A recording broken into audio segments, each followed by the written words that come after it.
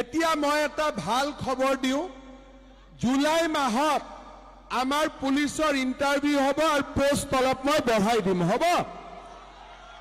এতিয়া মোক এটা কথাই কওক, কামাণ্ডোত কোন কোন ল'ৰা যাব খোজে? কামাণ্ডোত তই যাব খোজ? আৰু পুলিচত কোন কোন যাব খোজে? তহঁতি ৰেডি? আৰু কোন কোন যাব খোজে? আচ্ছা, ছোৱালী পুলিচত যোৱা আছে নে নাই? তহঁতিও যাব খোজ? ঠিক হা, তই যাবি?